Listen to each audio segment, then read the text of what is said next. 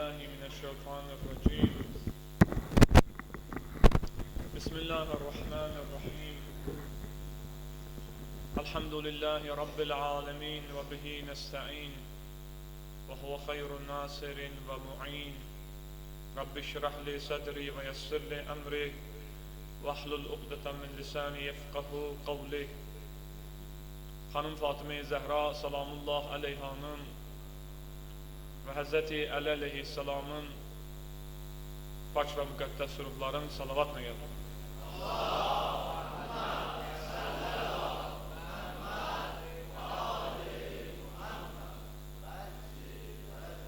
Şəhidlər sərvəri Həzrəti İmam Hüseyin əleyhissalamı, Kərbəla şəhidlərini haqq uğrunda mübarizə aparıb, tarix boyu günümüzə qədər şəhid olanların hamısının ruhunu salavatla yad edir. Allahümme salli ala Muhammed və ali Muhammed. Mənəvi bir fəzada İmam Hüseyin əleyhissalamın məclisində iştirak etdiyimizə görə uca Allahımıza həmd edirik, şükür edirik. Bu lütfü bizdən əsirgəmədi. Sevdiyi övliyanın Həzrəti Hüseyin ibn Əlinin məclisində iştirak etməyi, o Həzrətin haqqında, o Həzrətin böyüklüyü haqqında, o Həzrətin Allaha xatir apardığı mübarək mübarizə haqqında söhbət eləmək imkanını bizə verdiyinə görə uca Allaha təşəkkür edirik. Dünən gecə mövzumuz İmam Hüseyin əleyhissalama axıtdığımız göz yaşının mahiyyəti haqqında idi. Görəsən, qeyd elədik, Hüseynə axıdılan göz yaşı digər göz yaşları kimidir. Yoxsa bu göz yaşının böyük təsirləri var.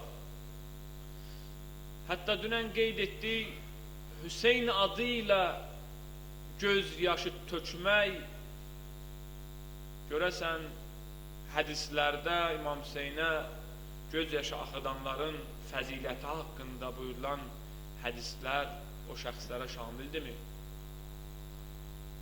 Yəni, söhbət göz yaşının möminlərin, müsəlmanların gözlərindən axmasında getmir. Əslində, o göz yaşlarında olan dərin məna yükündən gedir. Dünyada da insanlar hər göz yaşına əhəmiyyət verməzlər. Əgər biz birini görsək, yalandan ağlayır, göz yaşı tökür, hansısa bir hacətini almaq üçün, onun o göz yaşları o qədər biz üçün mənfurdur. Və yaxud hansısa maraqlarına görə göz yaşı töksün, dünyavi hacətlərinə görə göz yaşı töksün. Deməli, məsələ göz yaşı tökməkdə getmir. Nəyə görə göz yaşı tökürsən, əsas odur. Bəzən dünyada bir məzlumun ahına görə insan göz yaşı axıdırsa, o göz yaşı dəyər tapır. Hədislərimizdə də var, məzlumun göz yaşı şəfabəxşdir. İndi əsas budur ki, bizim İmam Hüseyin əleyhissalamın böyük Aşura faciəsində o böyük müsibətə görə göz yaşı tökməyimiz, o yaş ki gözümüzdən çıxır, süzülür o nə məna yükün daşıyır? Görəsən İmam Zaman əleyhissalamın mübarək gözlərindən Hüseynin eşqi ki onun qəlbini fəth eləyib, tökülən göz yaşı ilə digər insanların Hüseynin məhəbbəti və eşqinə görə tökdüyü göz yaşlarla fərqi varmı? Şübhəsiz ki var. Ola bilər kimlər üçünsə, hansısa dırnaqarası məzhəblər üçün Hüseynə tökülən göz yaşları adlı bir iş olsun. Mənasız olsun. Onlar başa düşmürlər. Deyirlər, axı bu göz yaşında nə ola bilər? Siz məsələni bu əzəmətdə böyütmüsünüz. Əslində onların iradı Əziz İslam Peyğəmbərlədir. Əziz İslam Peyğəmbəri Hüseyni ağlamağın, ağlatmağın dəyərindən danışır. Onlar çox hədlərini aşıblar. İslam Peyğəmbərinə də irad bildirirlər əslində. Amma mümkündürmü ki, bir göz yaşı insanı islah eləyər? Mümkündür bir göz yaşı insanı kamal zirvəsinə daşıyar? Mümkündürmü bu? Əlbəttə mümkündür. Müasir dövrümüzdə mən istədim misallar çəkim. Ola bilər keçmişdə bunun misalını tapa bilməzdilər, göstərə bilməzdilər. Amma bugün baxın, günümüzdə balaca kartlar var, mini kartlar var. Çox balacadır. Amma içində o qədər dəyərli məlumatda olan mini kartlar var. Elə bir dəyərlər ola bilər, elə bir kitablar, elə bir məlumatlar o kartın içində ola bilər. Dünya həmin o mini karta görə savaşa başlaya bilər. Bugünkü günümüzün reallığıdır bu. İndi təsəvvür edin, bir mini kartda böyük mənalar, böyük informasiyalar, dəyərli informasiyalar cəm ola bilirsə, Hüseynə görə axıdılan o göz yaşında böyük hikmətlər, böyük dəyərlər, böyük təsirlər mümkün deyil orada olsun.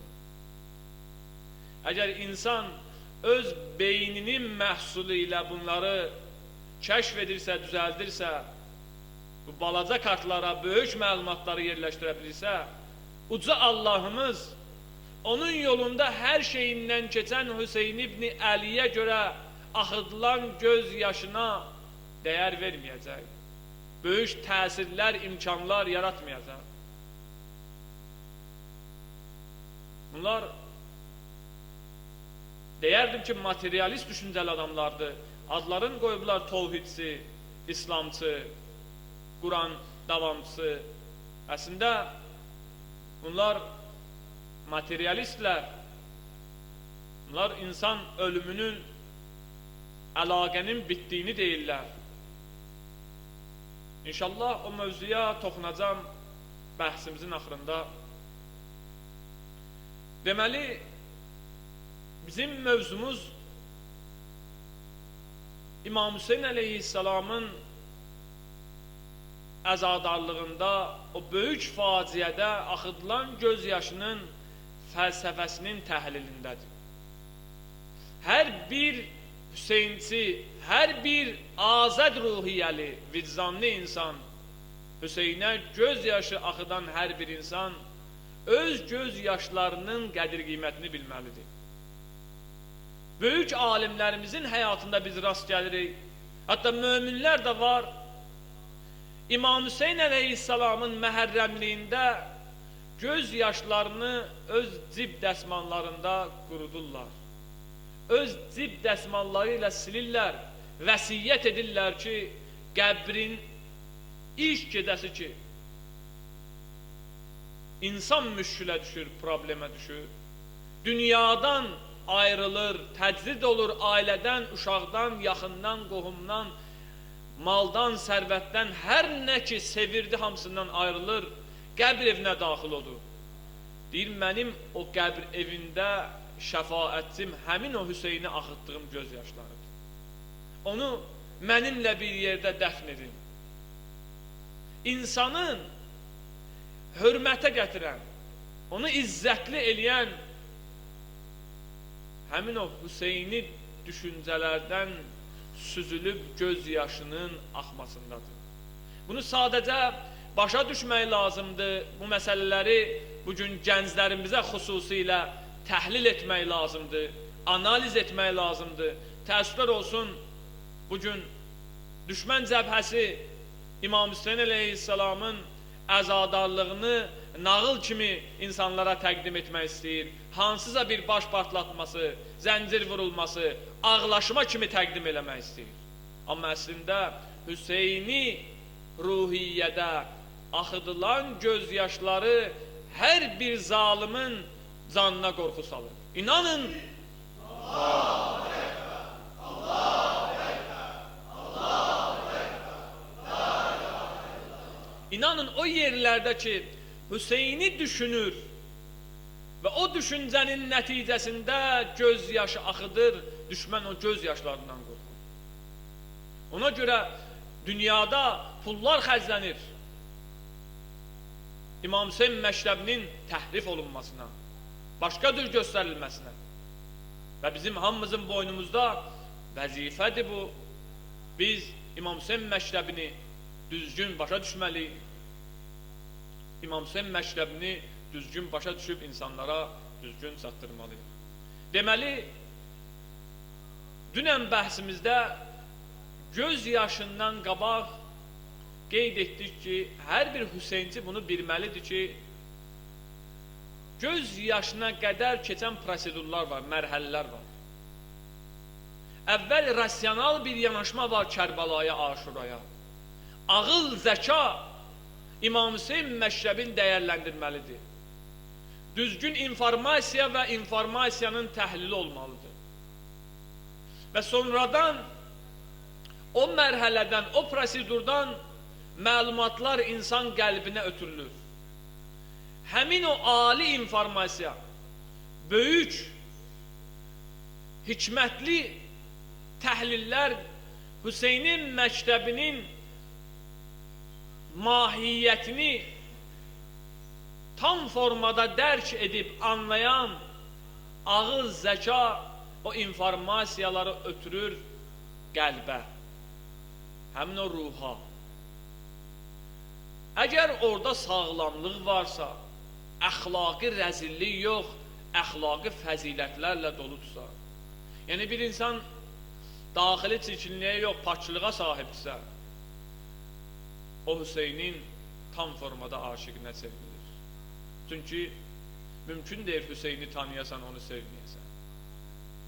Əslində, mələklər aləminin bütün mələkləri nəzərdə alın, onların da bir qibtə elədikli mələklərin özlərinin də böyükləri var ki, Həzrəti Cəbrail, Mikail, Həzrəti Əzrail və digər böyük mələklər var adlı sanlı. O mələklər də onların uca zirvələrini görürlər. Ümumiyyətlə bir bəhs var, inşallah qismət olsa, gələn bəhslərimizdə mələklərin idrakından söhbət eləyərik. Mələklər kompüter deyil, yəni kompüterləşmiş bir proqramlaşdırmış varlıqlar deyil. Onlar tam dərk eləyirlər prosesləri. Amma günahları yoxdur. Günah etmirlər, nöqsan etmirlər, şəhvət yoxdur onlarda. Sırf mücərrəd ağıldır. Amma onlar tam formada dərk edirlər, inşallah qismət olar Quran ayələrindən əsaslandıraraq fikirlərimizi. Həmin o mələklərin nümunəsi Həzrəti Cəbrailsə, sözün həqiqi mənasında insanlığın nümunələrindən bir də Hüseyin ibn Əlidir. Həmin o mələklər belə İmam Hüseynə qibtə edirlər, özlərinə nümunə bilirlər. Allah bizim üçün böyük bir nemət verib Hüseyni bizə bəxş edib.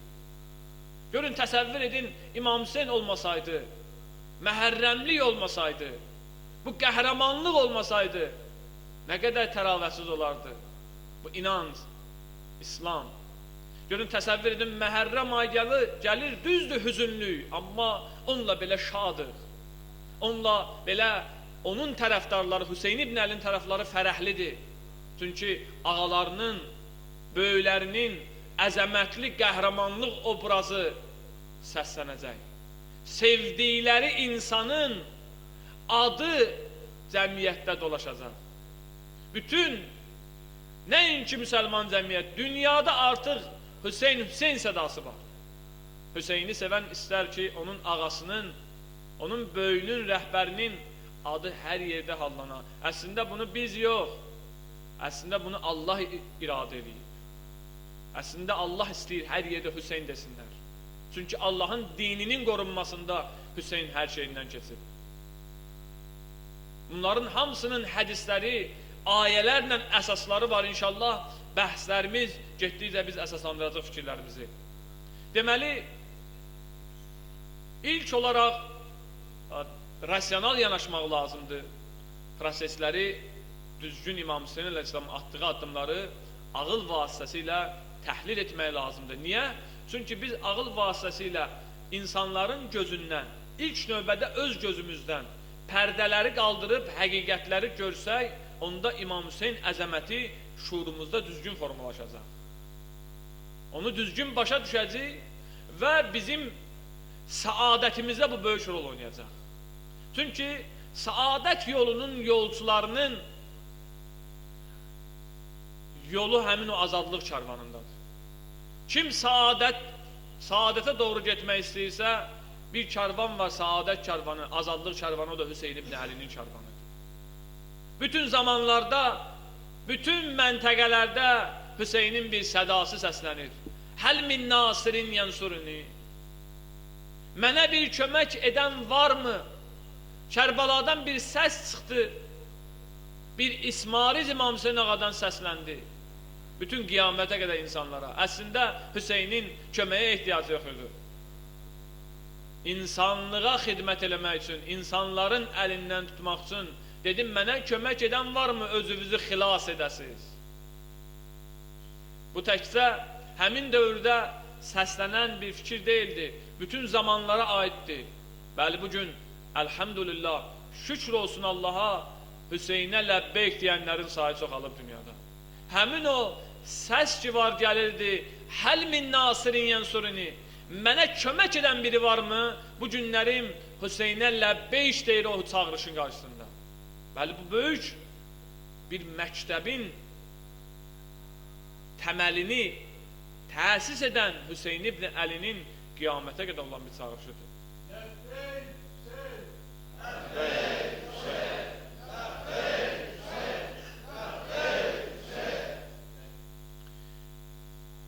Ona görə də məsələlər o qədər dərindir, o qədər böyük məna yükü var bu Aşura məktəbində, azadlıq məktəbində. Biz imkanımız qədər, gücümüz çatdığı qədər məsələləri araşdırmalıyıq. Dünən gecə mühüm bir məsələyə toxunduq. İmam Hüseyn ağanın Allahın dininə, xüsusilə tevhid məqamına etdiyi xidməti vurğuladı. Həmin Yezidin və onun atası Muaviyənin təsis etdiyi Əməvi xilafəti əslində xilafət deyildi, şahlıq bir üsuluydu. Necə insanların qəlbində xof yaratmışdı, qorxu yaratmışdı. O qədər Peyğəmbər sahabəsin Muaviyə şəhid eləmişdi. Yezid şəhid eləmişdi. Təsəvvür edin, Allah evinə belə cürət elədi Yezid. Mədinədə Peyğəmbərin mübarək qəbri olduğu yer, Peyğəmbərin hələ ölümündən, şəhadətindən, heç vaxt məsələsinə baxırsan, uzaq bir zaman keçməyib, amma Yezid atası Muaviyənin getdiyi siyasəti, mənfur siyasəti davam edirdi. Nəyə görə insanlarda qorxu yaranmışdı? Qorxu elə belə yaranmır ki. Nə görə deyirlər ki, tağut rejimlərə qarşı mübarizə aparılmalıdır? Çünki tağut rejimləri insanlığın qənimidir. İnsanlığı cəhənnəmə doğru aparan tağut rejimləridir. Həmin o qətliyamlar Peyğəmbər sahabələrini, haqq carsılarını, xüsusilə Əli tərəfdarlarını, İmam Əliyə eşqi olan insanlara qarşı Muaviyə və Yezid dönəmində böyük zülümlər olundu. Elə bir mühit yaradıldı, qorxu mühiti. Həmin o zülüm, qorxu, həmin o qaranlıqdır. Nəyə görə deyirlər ki, qorxu sağlam düşüncənin qarşısını alır. İnşallah indi biz məsələni, qorxunu təhlil edəcəyik, yaranma səbəbin və insanda törətdiyi fəsadları. Amma bu söz məşhur bir sözdür. Qorxu insanın sağlam düşünməyinə manidir. Niyə görə bu zalim rejimlər, müasir dövrümüzün də zalim tağut rejimləri də o vasitədən istifadə edirlər, qorxu vasitəsindən? Çünki xalqlar, insanlar sağlam düşünsələr, zülmün qarşısına duruş gətirə bilərlər, qorxmazlar. Həmin o qorxu mühitidir ki, yaranmış mühitdən səbəb olur insanların qəlbində Allah qorxusu əvəzinə tağut qorxusu formalaşsın, zalim rejimlərin qorxusu formalaşsın. Elə ki, insan daxilində qorxu formalaşdı, yəni bu birbaşa qorxu həmin o əxlaqi məsələlərdəndir. Necə şücaət var, şəhamət var, eləcə də qorxu da mənfi xüsusiyyət, o müsbətdir, bu mənfi xüsusiyyətlərdəndir. Yəni insan daxilinə, insan varlığına, əxlaqına, xüsusiyyətlərinə aiddir. Elə ki, bir insanda qorxu formalaşdı, icazə vermir ağıl düzgün düşünsün. Ağlı əgər müstəqil formada, yəni heç bir ağla təsir edilmədən müstəqil ağlı qoysan düşünməyə, ağıl insana düzgün yol göstərər. Ağıl insana səhv yol göstərməz. Sadəcə qorxulu mühitdə qorxaq insanın qorxusu ağlına təzyiq edir. Qoymur onu sağlam düşünməyə, icazə vermir. Təlatümə salır ağlı. Ağıl bir vasitədir, ağıl insan varlığının bir hissəsidir, tam hissəsi deyil. Həmin o ruhdur insanın tam varlığı. Onun bir hissəsində şəhvət, qəzəb, bir hissəsində ağıldır. Nəyə görə əxlaq alimləri bu məsələyə, çox mühüm olan məsələyə toxunurlar ki, şəhvət və qəzəb qüvvəsini ağlın kontrolunda saxlamaq lazımdır. Ağıl hökmranlıq etməlidir şəhvət və qəzəbə. Onda insan kamil ola bilər, təkamilə doğru irəliyə bilər. Yəni bunlar əxlaq elminin mövzusudur. Yəni bu haqda əxlaq kitabları var, mütaliə edin, çox vacib olan məsələlərdəndir. Mən sadəcə olaraq mövzumuz qorxu mövzusu olduğuna görə bu məsələlərə daxil olmuram. Deməli, qorxu insanın ağlına birbaşa təsir edir. Əgər elə insanlar çox olsa, qorxu insanın daxilinə qaranlığı, zülməti gətirir. Harada qorxu varsa, bilin orada zülmət var, qaranlıq var. Qaranlıq olan yerdə də nur tapılmaz. Əgər nur fitrət baxımından hər bir şəxsdə o nuraniyyət var idisə, insan qorxduqca o nuru aradan aparır. Təsəvvür edin, indi cəmiyyət o halda ola qorxaq. Cəmiyyət elə bir vəzidə gələcək, qorxaq bir vəzidə gələr. Qaranlıq hər yeri bürüyüb, Hüseyin tək qalır. Təsəvvür edin, Peyğəmbərimizin nəvəsi, canı, Quran onun övladı adlandırır İslam Peyğəmbərinin, İmam Hüseyin ağa. Əlinin şücaətli balası dərd çəkir, qəm çəkir Muaviyə hakimiyyətində. Yezid deyirdi ki, Muaviyə hakimiyyətində o ki, deyirlər İmam Hüseyin ağa sakit oturub Muaviyə dönəmində, ümumiyyətlə o insanların deyirlərsə tarixdən anlayışı yoxdur. İmam Həsən də sakit oturmamış. Sadəcə silahlı qiyam olmamışdı. Amma İmam Hüseyin əleyhissalam, mövzu İmam Hüseyin əleyhissalam olduğuna görə İmam Hüseyin ağa bir dərd çəkirdi, böyük bir dərd. Hətta Muaviyənin dönəmində Muaviyənin mal karvanını belə müsadirə elədi İmam Hüseyin ki, bu sənin haqqın deyil, bu kasıblara getməlidir. O həddə İmam Hüseyin mövqe qoyurdu. İmam Hüseyin əleyhissalamın gedin tarixdən oxuyun. İnşallah qismət olsa Mina xütbəsinin də təhlil eləyərik. Muaviyə dönəmində Minada 900 minə yaxın hacılara xütbə oxuyub İmam Hüseyin ağa Muaviyə hökumətinin dövründə. Gedin bunu eşitməyən insanlara çatdırın. Artıq zülm ərşə çatır. Bu Yezid bu Muaviyə, bu zalimlar, bunların qarşısı alınmalıdır. Yəni qaranlıq, İmam Hüseyin ağa demək istəyir ki, bütün İslam coğrafiyasını qaranlıq bürüyüb, siz isə oturmuşsunuz. Siz isə namaz qılırsınız, oruç tutursunuz, quru gedib həcci ziyarət edirsiniz. Həccin ruhu yoxdur sizin o Kəbə evinə ki, dolanırsınız. Əslində nəfsinizin başına dolanırsınız. Nəfsinizin başına fırlanırsınız. Təsəvvür edin, İmam Hüseyin əleyhissalam həmin o qorxulu mühitdə, o qaranlıq mühitdə Misbahul Huda idi, hidayət sırağı idi. İslam Peyğəmbəri İmam Hüseyin ağanın haqqında, İmam Hüseyin ağa orada, İmam Hüseyin dövründə uşaq idi. 3, 4, 5, 6 Peyğəmbər dünyasını dəyişəndə İmam Hüseyin kiçik uşaq idi. Demişdi, İnnəl Hüseyin Misbahul Huda və Səfinətun Necat. Həqiqətən Hüseyin hidayət sırağı və nicat gəmisidir. Niyə görə bunu demişdi? Peyğəmbər bilirdi, görürdü prosesləri. Ona görə əziz İslam Peyğəmbərci heç bir Peyğəmbər məni kimi dərd çəkməyib, əzab əziyyət çəkməyib. Bilirsiniz niyə? İslam Peyğəmbərini o müsibətlər bir tərəfə, onun o qızına, nəvələrinə, canişinə olacaq o zülümləri İslam Peyğəmbəri bilirdi. Bilə-bilə necə tab gətirsin onu? Həmin Hüseyin ki, dünyaya gələndə İslam Peyğəmbəri göz yaşı axıdıb. İnsanın nəvəsi dünyaya gələ, insan şad olar. Özdə İmam Hüseyin kimi nəvəsi şad olur.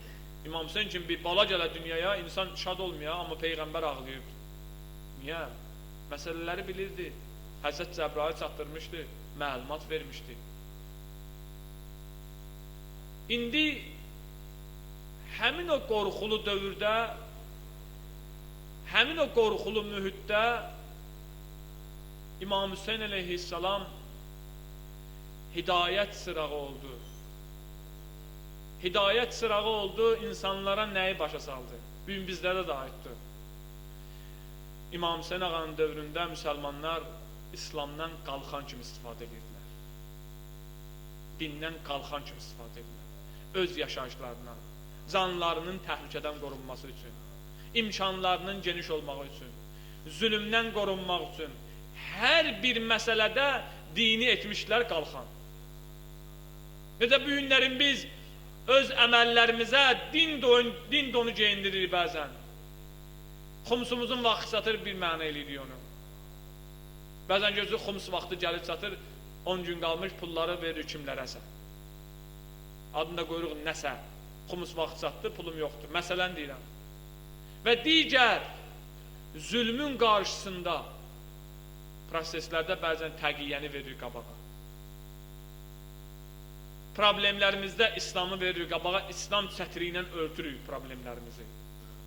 Eyni ilə bundan da pis, şükür Allaha indi o dövr deyil, İmam Hüseyin dövründə zirvədə idi bu proses. İbn Abbas kimi böyük şəxsiyyətlər, təsəvvür edin, hörmətli, böyük bir şəxs vardı həmin dönəmlərdə. İndi bizim əqidəyə uyğun deyil, amma həmin müsəlman camiyyəsində İbn Abbas, Abdullah ibn Ömər, Abdullah ibn Zübeyir, bunlar hərəsi bir tərəfdə idi, bir də Hüseyin ibn Əli vardı, hidayət sırağı. Bunlar hərəsi bir tərəfə getmişdilər. Yeziddən qorxurdular, Əməvi xilafətindən qorxurdular. Bilirdi ki, bu Yezidin qabağında dayanmaq olmaz, bunların başını bədəndən ayırar Yezid. Onun qüvvəsi var, ordusu var. Bilirdilər ki, Hüseyin ibn Əli bu Yezid qarşısında duruş gətirir. Narahat idilər özləri də. Bəzən tarixdə var, İmam Hüseyin ağa tövsiyə eləmək istəyirlər, Hüseyin getmə, bunlar belədir. Çoxları olub İmam Hüseyin ağa, inşallah onun da bir mövzu, özü gözəl bir mövzudur, inşallah ona da toxunacaq. İmam Hüseyin ağanın haqqındakı kimlər İmam Hüseyinə tövsiyə verib, İmam onlara necə cavab verib. Hərənin öz düşüncə tərzində onları cavablandırıb. Amma İmam Hüseyin əleyhissalam razılaşmırdı. Hətta İmam Hüseynə Abdullah ibn Zübeyir Məkkədə dedik, Hüseyin Məkkədə qal, sığın Məkkəyə. İmam Hüseyin deyib, məni göyərçin eləmək istəyir. Məni istəyir, mən göyərçin olum. Həmin o Hüseyin ki, aslan övladı, atası aslan idi özdə, həmin o aslanın oğlu aslan idi. İgid idi, qəhrəman, göyərsin deyil ki, harasa getsin, qonsun. Onlar məmur idilər Məkkəni qorusunlar, nəinki Məkkə Hüseyni qorusun. Bunu Abdullah ibn Zübeyir kimlər, Abdullah ibn Ömərlər, bunlar bilməzdilər bunu, başa düşməzdilər. Hüseyin dindən qalxan kimi istifadə eləmədi. Hüseyin həmin dövrdə və qiyamətə qədər gələcək bütün müsəlman camiyələrinə bir şey öyrətdi. Din üçün qalxan olun. Dini qalxan eləməyin. Özünüzü dinə fəda edin. Nəinki dini özünüzə, dünya malınıza, öz şəxsi maraqlarınıza, öz həyatınızın 10 il, 15 il, 20 il çox yaşamağınıza görə dini özünüzə fəda etməyin. Din o qədər müqəddəs, əzəmətli bir məhfumdur, anlayışdır. Hüseyin o böyüklükdə əzəmətli şəxsiyyət canını verib dinə görə. Görün, din nədir? Görün, İslam necə bir dindir ki, ona kimlər özünü fəda etməyib, necə böyük şəxsiyyətlər özlərini fəda etməyib. Yəni, şükürlər olsun Allaha, Allah Teala bizə lütf eləyib, biz İmam Hüseyin tərəfdarıyıq, biz Hüseyinçiyik, biz istəmirik dini özümüzə qalxan eləyək. İmam Hüseyin bizə belə başa salmayıb, bugün zalimin qorxduğu da məhz budur. Zalimların bugün Hüseyinçilərdən qorxusu məhz budur. Hüseyinçilər dini vermirlər, dinin qarşısında sinələrini verirlər ki, sən əgər əlini uzadarsan bu İslama, bu dinə, bu dinin ayinlərinə, Hüseyinçini görəcəksən qarşısında. Allahu Ekber, Allahu Ekber, Allahu Ekber.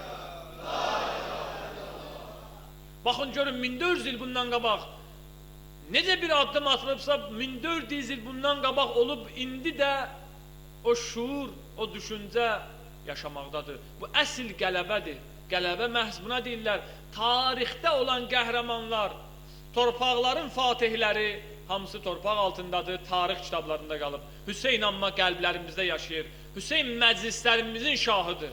Hüseyin, onun o apardığı mübarizə, şəhadətlə nəticələnən azadlıq məktəbi bu günlərin vicdanlı insanların fərq etməz, İslamcı olsun, qeyri-İslamcı yaşayır. Görün, onlardan xəbər var, Yezidlərdən, Yezid kimlərindən, onun tərəfdarlarından xəbər var. Bəli, xəbər var. Dünyada görürük biz, Yezid tayfası da var. Amma harada qalırlar? Zaman keçdikcə tarixin mənfur səhifələrində, acınacaqlı, zəlil səhifələrində qalırlar. Amma Hüseyin tərəfdarları əsrlər keçsin, əgər Hüseynə bağlanıbsa, Hüseyni sevibsə, necə İmam Hüseyin qalır, necə İmam Hüseyin ağa yaşayır, həmin o şəxslər ki, özlərini İmam Hüseyinə qoşublar, onlar da olsunlar. İstəyərdim tamamlayayım xütbəni, amma sizə söz verdiyim kimi, bayaq qeyd etdim, o dırnaqarası məzhəblər ki var, bugün İmam Hüseyin məclislərinə söz atırlar, İmam Hüseyinə söz atırlar, İmam Hüseyinə axıdılan gözyaşlara biganə yanaşırlar, hörmətsizlik edirlər. Əslində, İmam Hüseyin ağa 1400 il bundan qabaq onlara cavab verib. Necə bu günlərin materialistlər insanın sonunu ölümün sərhədləri ilə bitirirlər, ölümdən sonraki həyata inanmırlar. Deyirlər ki, insan öldü, puçluqdur artıq. Amma bilirsiniz ki, İslam ölümün sərhədləri ilə insan həyatını məhdudlaşdırmır. Bu bütün müsəlman dünyasında var. Bütün firqələr bunu qəbul edir. Söhbət nədən gedir? Söhbət həmin ölümə verilən dəyərdən gedir. Ölümü necə dəyərləndirirlər bu firqələr? Həmin o dediyim azğın firqə deyir, insanlar öldü, əlaqələr kəsildi. Artıq onlara əlaqə qurmaq olmaz. Həmin o materialist düşüncəsidir ki, ölümdü, puçluq oldu, əlaqə yoxdur. Amma İmam Hüseyin ağa çox gözəl ölümü məna elədi. Ona görə Hüseynçiliyin qəhrəmanları, İmam Hüseyin ağanın tərəfdarlarının qəhrəmanlıqları bu günlərin dünyada günəş kimi saçır.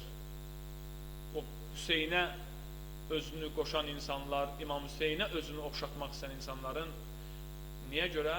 Çünki ölmə İmam Hüseyin 1400 bundan qabaq qiymət verib, ölümü başa salıb onlara. Ölüm İmam Hüseyin abi, mənil maut illəl qantərə. Ölüm Körpüden başka bir şey değil. Ölüm pusluq değil. Ölüm sadece bir körpüdür. Yani o körpünün o tarafında olan, yani torpaq altına gedib amma ruhu yaşayan, yani ölüm insan cismi baxımından öz fəaliyyətini dayandırır. Yəni nə? Artıq ruh həmin o cisimə minmir. Cisimlə aparılan iş tamamlandı. Amma ruh ki insanın həqiqətidir, varlığıdır, yəni yaşayır. Hədislərimizdə də var. İndi dırnaqarası o firqə qəbul etməsdə fərq etməz sünni, şiyə, müsəlman dünyası neçə əsrlik əqidə ki var, köklü əqidə. Bunlar qəbul edirlər. İnsan ruhu, bəzən atanın ruhu, bəzən ananın ruhu, bəzən dostunun ruhu dünyaya gəlir, ailəsinə gəlir. Gəlir orada olan vəziyyətə baxır, əgər müsbətdirsə, ibadət edirlərsə, buna xeyirli bir əməllər edib atalarına, analarına, yaxınlarına göndərərsə, o şad olur. Dua edir onları. Niyə görə deyirlər valideynin ziyarətinə getmək, dua etmək İslamda bu qədər əhəmiyyətlidir? Yəni əlaqə var, belə deyil ki, əlaqə yoxdur. Sadəcə gözü kör olmuş insanlar, ancaq maddi tərəfi düşünən insanlar, insanların ölümün cisimlə bitdiyini düşünən insanlar, Qurana zidd edən insanlardır. Quran-ı Kərimdə ölüm ümumiyyətlə anlayışı tamam başqa cür məna olunub. Ölüm odur ki, bir adam haqqı qəbul etməsə, o ölüdür. Quranın anlayışı budur. Quranda biz düşündüyümüz kimi ölüm dirim anlayışı yoxdur o cürünə. Quranın dediyi ölü, həmin o haqqı qəbul etməyən insanlardır. Allah və Rəsuluna beyət etməyən, onun yolunda getməyən insan ölü insanlardır. Diri insanlar həmin o yolda olan insanlardır. Bugün əgər biz İmam Hüseyin əleyhissalamın məclisini keçirirsə, əzadarlığını edirsə, bilin, and olsun Allaha, Hüseynin xüsusi bir inayəti var bu məclislərdə. O ki, gəlib deyirlər Hüseyin İbni Əli, İmam Hüseyin əleyhissalam məclisə nəzər eləyir. İnsanlar ki, Hüseyin məclisində şəfa tapırlar, bunlar bizim üçün dəlilsiz, subutsuz qəbul olunan bir məsələdir. O qədər yaşamışıq, o qədər görmüşük İmam Hüseyin məclislərində şəfa tapanları. İmam Hüseyinə təvəssül edib, onu vasitə qərar verib, Allahdan hacətini alanlarını o qədər görmüşük biz. Biz üçün bu şübhəli və yaxud böyük bir şey deyil, təəccüblü bir şey deyil. Bu məsələni ona görə dedim ki, bir rəvayəti, bir hadisəni sizlərə danışacağım. Keçmişdə də o söhbəti eləmişik, amma istəyərdim yenə də bu söhbəti eləyək. Və biləsiniz ki, burada oturmuşuzsa, bu Allahın böyük bir lütfüdür sizlərə, bizlərə. Elə belə gəlməmişik İmam Hüseyin məclisində iştirak edirik. Bir gün baxın Azərbaycanımızda, indi bu zamanda, bu vaxtda kimlər nə işlə məşğul olur? Bir cəmiyyətə baxın. Sonra gedin səcdəyə, şükür edin ki, Allah sizə nəsib edib Hüseynin məclisinə gəlmişsiniz. Çünki bir gün öləcəksiniz, and olsun Allaha, İnsan arzu edəcək, ey kaş daimə Hüseynin məclisində olardı. Daimə Hüseynin zikri dilimdən düşməzdi. O qədər böyük əzəməti var. Bizim ustadımız Ayətullah Təvəkkül böyük bir şəxsiyyətlərdəndir. Qum Elmiyyə Hövzəsinin ustadlarındandır, əxlaqlı böyük, əxlaq sahibi olan alimlərdəndir. Mən şəxsən o həzrətin özündən eşitmişəm, öz başına gəlib bu hadisə. Məhərrəmin əvvəlləri gələndə həmişə biz bu məsələni xatırlatmışıq. Çox eşitməli və ibrət götürülməli bir rəvayət, hekayətdir. Ustad danışırdı, dedi mən özü qumda təbliğat aparır, amma deyim, Məhərrəm aylarında bəzi illərdə Tehrandan zəng gəlirdi, 10 günlük məclis keçirirlər bütün xüsusilə Quran Əhl-i Beyt tərəfdarları İmam Hüseyin əleyhissalama. Deyir, zəng verirdilər ki, mənə xahiş edirik bu məntəqəyə gəlin, Tehranda filan məntəqə var, çox ehtiyac var, sizi kimi alim gəlib orada çıxış eləsin. Deyir, bir dəfə getmişdim mən bu 10 günlük təbliğə, Məhərrəmin 1-ci günüydü. Deyir, çıxdım minbərə, Bismillahirrahmanirrahim, başladım xütbə etməyə, söhbət etməyə, gördüm 2 gənc oturub. Qiyafələrindən də ümumiyyətlə dindarlıq yağmır. Ümumiyyətlə dindar deyirlər. Deyirəm, baxırlar bir-birinə gülürlər. Fikrimi yayındırır. Mən söhbət edirəm, danışıram, görürəm bu 2 nəfər danışırlar, gülürlər. Hiss edirəm ki, bilə-bilə edirlər.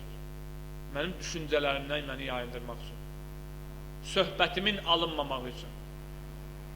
Çox narahat, təsəvvür edin, deyir, 10 gün bu 2 cavan o işi gördü, deyir. Mən deyir, Allaha xatir dözdüm. İmam Hüseyin ağanın məclisidir, əzadarlıq məclisidir. Çünki mərifət əhli dəmin şəxsiyyət öz içində saxladı. Deyir, amma söz verdim özümə ki, birinci, axırıncı dəfə olsun. Gəlmərəm daha bu məclisə. Mənim məhərrəmli ayımı bunlar haldan qaçırtdılar, söhbətlərimi demək olar, fikrimi yayındırdılar. Deyir, gəldim quma, bir üstündən keçəndən sonra həmin məntəqədən yenə mənə zəng gəldi, xahiş etdilər. Dedim, yox, mən gələ bilmərəm, səbəbini də açıqladım. Dedilər, narahat olmayın, inanın, narahat olmayın, siz gəlin, bütün məsələlər öz yolunda gedəcək. Kimsə artıq narahatçılıq yaradarsa, biz özümüz bilir neyəyək. Ayətullah Təvəkkülü dedi ki, mən özüm fikirləşdim, düşündüm, dedim, Hüseynin məclisidir, bu məclisi geri qaytarmıyor. Çünki Hüseyin adı, bilirsiniz də, Hüseynin məclisi, Hüseynin adı olan yer möminlərin çox diqqət elədiyi bir yerdir və Hüseyin hər şeyindən keçdiyinə görə biz Hüseyin məclisindən qaça bilmərik. Hüseynin xidmətindən heç kim qaça bilməz. Hüseyni tanıyan insanlar, əgər Hüseynə bir xidmət varsa orada, həmin insanlar səmimi qəlbdən xidmətdə olarlar. Dedim, Allaha təvəkkül gedim. Deyir, getdim, deyir, elə minbərdə oturdum, Məhərrəmin 1-ci günü, Bismillahirrahmanirrahim başladım söhbət eləməyə, gördüm həmin o 2 gənc oturublar, amma qiyafələri dəyişir. Mömin simasındalar, dindar simasındalar. Çox təəccüb elədim, ədəbanə, çox səmimi, ixlaslı şəkildə oturublar. İnsan baxır, həzz alır onun oturuşundan, onun söhbətə qulaq asmağından. Adam istəyir, yeni mətələblər desin, yeni nöqtələr desin. O, insan baxırsa, görürsə, kimsə düzgün dərk edirsə, daha mühüm nöqtələrə də toxuna bilir. Deyir, mən çox şad oldum ki, bu 2 gənc gör nə qədər dəyişib bir il ərzində. Amma xütbəmi bitirdim, gedirdim, deyir, bu 2 gənc yaxınlaşdı mənə. Dedilər, ağa, sizdən bir xahişimiz var, gələk bizi halal edəsiniz. Biz sizin keçən Məhərrəm haqqınıza girmişik. Biz tövbə edirik. Dedi, o eyb yox, onlar qalsın bir tərəfə, onlar bir söhbət deyil. Mənə deyin, görüm hələ siz necə oldu belə oldunuz? Təəccüblüsü budur. Yoxsa mənim sizin o haqq deyirsiniz, halal xoşunuz olsun. O qədər əhəmiyyətli deyil. Mənim üçün o qədər əhəmiyyətli deyil. Mənim üçün əhəmiyyətli olan necə oldu ki, siz bir ildən sonra bu vəziyyətdəsiniz, gözəl bir haldasınız.